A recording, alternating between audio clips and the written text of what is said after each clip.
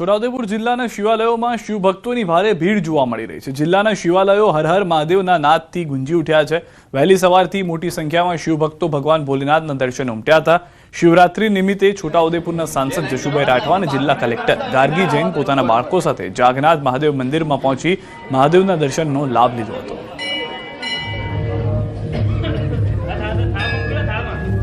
बाबा की बारात में सभी लोग पधारे। 5 बजे से नगर भ्रमण में बाबा दर्शन में निकलेंगे।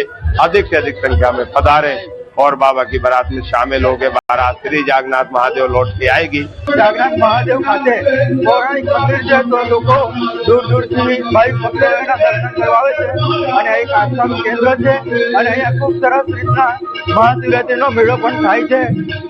તમામ દેશવાસીઓને આ મહાશિવરાત્રી પર્વ નિમિત્તે ખૂબ ખૂબ હાર્દિક શુભેચ્છા પાઠવું છું। વલસાડ જિલ્લામાં આજે મહાશિવરાત્રી મહોત્સવની ધામધૂમપૂર્વક ઉજવણી કરવામાં આવી। જિલ્લાના શિવાલયો હર હર મહાદેવના જયઘોષથી ગુંજી ઉઠ્યા। વાપીના લવાજામાં દમણગંગા નદી કિનારે આવેલા પૌરાણિક શ્રી રામેશ્વર મહાદેવ મંદિર ખાતે મેળા જેવો માહોલ જામ્યો। સવારથી જ ભક્તોની ભીડ ઉમટી પડી અને ભગવાન ભોળાનાથના પૂજા અર્ચન તથા આરતી કરીને ધન્યતા અનુભવી। દર વર્ષની જેમ આ વર્ષે પણ અહીં ભવ્ય મેળો ભરાયો, જેમાં વલસાડ સાથે સાથે સંઘ પ્રદેશ દમણ અને દાદરનગર હવેલીમાંથી મોટી સંખ્યામાં ભક્તોનો ધસારો જોવા મળ્યો। શિવરાત્રી નિમિત્તે એટલી બધી ભીડ છે કે તમે જોઈ શકો છો કે આટલી ભીડ કોઈ વખત જોવામાં મળી નથી। અને ગામ લોકો અને અમારા ગામના છોકરા લોકો એટલી મસ્ત વ્યવસ્થા કરે છે કે કોઈને અડચણ થતું નથી। આજે દર્શન કરીને ધન્યતા અનુભવું છું અને આ શિવલિંગ બહુ જૂનું પુરાણું છે અને અહીંયા જે પણ આવે એની મનોકામના પૂર્ણ થાય છે। આ મંદિર પૌરાણિક તો મંદિર છે, કદાચ 1000 વર્ષ પુરાણું હશે। આ મંદિરમાં દરરોજ તો લોકોની ખૂબ જ ભીડ હોય છે, પણ આજે શિવરાત્રી નિમિત્તે અહીં લાખોને ઉપર માણસો આવે છે અને પોતે મહાદેવના દર્શન કરીને ધન્યતા અનુભવે છે। કચ્છના ભુજમાં ભવ્ય શોભાયાત્રાનું આયોજન કરવામાં આવ્યું હતું, જેમાં ભગવાન શિવના જીવંત દર્શન કરાવતા ઝાંખીઓ, ઢોલ નગારા અને ભજન મંડળીઓના સ્વરો સાથે યાત્રા આગળ વધી હતી। યુવાઓમાં ખાસ ઉત્સાહ જોવા મળ્યો હતો, જ્યારે મહિલાઓ અને બાળકો પરંપરાગત વેશભૂષામાં સજ્જ થઈને જોડાયા હતા। શહેરના મુખ્ય માર્ગો પર ભક્તોની ભારે ભીડ ઉમટી હતી અને પોલીસ બંદોબસ્ત સાથે શાંતિપૂર્ણ માહોલમાં સમગ્ર આયોજન સફળતાપૂર્વક પૂર્ણ થયું હતું।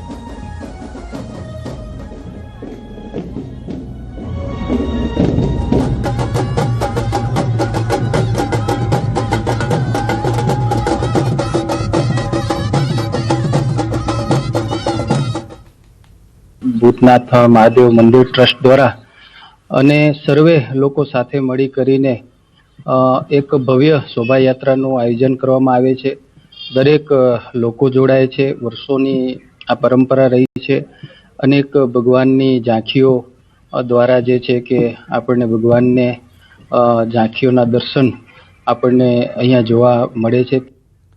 શિવરાત્રીના દિવસે તમામ શિવ મંદિરોમાં ભોળાનાથની પૂજા અર્ચના કરવામાં આવી રહી છે। તેમજ સાબરકાંઠાના બેરણા ધામમાં અનોખી રીતે શિવરાત્રીની ઉજવણી કરવામાં આવે છે, જ્યાં 1.25 મણ રૂ અને 50 કિલો ઘીથી મહાજ્યોત પ્રજ્વલિત કરવામાં આવે છે, જેના દર્શન કરવા માટે દૂર દૂરથી ભક્તો દર્શન માટે ઉમટી પડે છે। બેરણા ધામમાં આવેલા 50 ફૂટ ઊંચી શિવજીની પ્રતિમાના આગળ આ મહાજ્યોતના દર્શન કરીને ભક્તો ધન્યતા અનુભવે છે। દર વર્ષે અહીં મહામેળો યોજાય છે, જેથી ભક્તોને મેળા જેવો માહોલ મળે છે। શિવરાત્રી ના દિવસે અહીંયા 25 કિલોની રૂની એને દિવેટ બનાવવામાં આવે છે અને દિવેટ એના દીવો પ્રગટાવવામાં આવે છે। અને અહીંના જે ગુરુજી છે, અહીંના જે પૂજારી છે મહેન્દ્રભાઈ, એને વિશ્વ શાંતિ માટે, લોકોનું કલ્યાણ થાય એ માટે અહીંયા એક દિવસ સળગાવવામાં આવે છે। અહીંયા આવી અને મનની શાંતિની તૃપ્તિ કરે છે અને પોતાની મનોકામનાઓ પણ અહીંયા પૂર્ણ થાય છે। વિશ્વમાં દરેક જીવ શાંતિ જીવી શકે તે માટે ભગવાન શિવજીને આજે પ્રાર્થના કરવામાં આવે છે।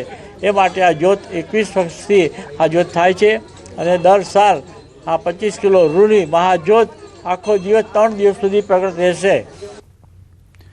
હિંમતનગરના રાયગઢ ગામે પ્રતાપ સાગરની તળેટીમાં આવેલા પ્રાચીન વૈજનાથ મહાદેવ મંદિર ખાતે મહાશિવરાત્રી નિમિત્તે અનોખી ઉજવણી કરવામાં આવી। મંદિર પ્રાંગણમાં 25 ફૂટ ઊંચી મહાકાલની ભવ્ય પ્રતિમા અને કુદરતી ગુફા જેવું આકર્ષણ નિર્માણ કરવામાં આવ્યું। ગુફા બનાવવા માટે હજારો કિલો પીઓપી, બાંબુ, વાંસ અને વિવિધ રંગોનો ઉપયોગ કરવામાં આવ્યો. સાથે સાથે ભગવાન વિષ્ણુના દશાવતાર અને વિવિધ દેવી દેવતાઓના સ્વરૂપો પણ તૈયાર કરવામાં આવ્યા. વૈજનાથ યુવક મંડળ દ્વારા છેલ્લા 2 મહિનાથી ચાલી રહેલી મહેનત બાદ આ આખું અનોખું આયોજન ભક્તો માટે ખુલ્લું મુકાયું છે. રાયગઢમાં સ્વયંભૂ શિવલિંગ શ્રી વૈજનાથ મહાદેવના સાનિધ્યમાં દર વર્ષની જેમ આ વર્ષે ગામના યુવાનો દ્વારા અદ્યતનના ભૂતોના ભવિષ્ય જેવી ગુફા બનાવવામાં આવેલ, જે ગુફામાં 25 ફૂટના મહાકાળના દર્શન અને ચણાના લોટમાંથી બનાવેલ દશા અવતાર, વિષ્ણુ ભગવાનના અવતારના દર્શન, મહાકાળીમાં ભૈરવ દાદાના દર્શન કરીને અને વૈજનાથ દાદાના દર્શન કરીને અને દરેક ભક્તો ધન્યતા અનુભવે છે. અહીંયા હજારો સંખ્યામાં લોકો દર્શન માટે આવે છે, દાદાને દર્શન કરી ધન્યતા અનુભવે છે અને 15 થી 20 હજાર જેવું પબ્લિક અહીંયા ફલાહારનો પ્રસાદ આરોગે છે. શિવરાત્રીનું મહત્વ એ છે કે શિવરાત્રીના દિવસે ભગવાન શિવ સ્વયં અગ્નિના સ્તંભ સ્વરૂપે પ્રગટ થયા હતા અને એ દિવસે બ્રહ્મા અને વિષ્ણુને પણ એમને પ્રગટ કર્યા હતા તથા બીજી પણ ઘણી દંતકથાઓ એમની સાથે જોડાયેલી છે. મહાદેવના મંદિર વૈજનાથ મહાદેવ મંદિરે દર્શન કરવા આવી છું, જ્યાં એન્ટર થતાં જ પાણીની ખૂબ સુંદર વ્યવસ્થા છે. અંદરના કર્મચારીઓએ બધાએ ખૂબ જ સારી રીતે વ્યવહાર કર્યો અને બહુ જ સારી રીતે અમને દર્શનનો લાભો મળ્યો છે. અંદર દશાવતારનું અમને દર્શન કરવા મળે છે તથા વૈજનાથ મહાદેવના દર્શનના લાભ લેવા મળે છે. મહાકાલની પણ બહુ જ જબરજસ્ત આપણને મનને પ્રફુલ્લિત કરે એવી અને આપણને અંદરથી આનંદ આવે એવી અહીંયા પ્રતિકૃતિ રજૂ કરી છે. રાયગઢ યુવાનો દ્વારા બહુ જબરજસ્ત સુંદર આયોજન. અત્રે આપણને ખરેખર અહીંયા આવીને એવું લાગે છે કે આપણે ખરેખર કોઈ અલૌકિક જગ્યાએ છે. આજે મહાશિવરાત્રી નિમિત્તે રાજ્યભરના શિવાલયો શિવરાતથી ગુંજી ઉઠ્યા છે. શક્તિપીઠ અંબાજી મંદિર ખાતે શિવરાત્રી પર્વને લઈને સમગ્ર પંથક શિવમય બન્યો છે.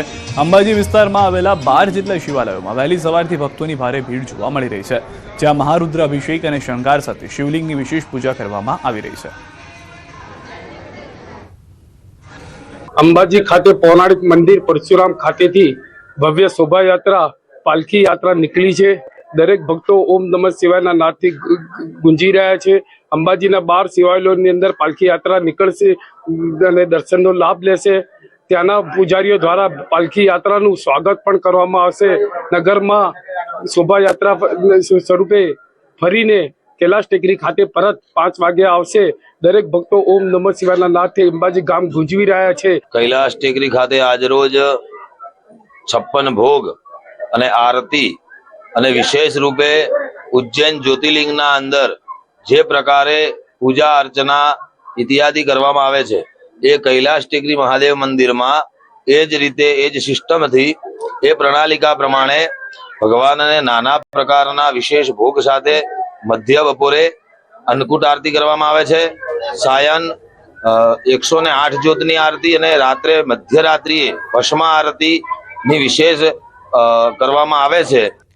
રાષ્ટ્રીય સ્વયંસેવક સંઘના 100 વર્ષ પૂર્ણ થવાના અવસરે દાહોદ જિલ્લામાં હિન્દુ સમિતિ દ્વારા એક વિરાટ હિન્દુ સંમેલનનું આયોજન કરવામાં આવ્યું હતું. આ કાર્યક્રમની શરૂઆત ભવ્ય કળશ યાત્રા સાથે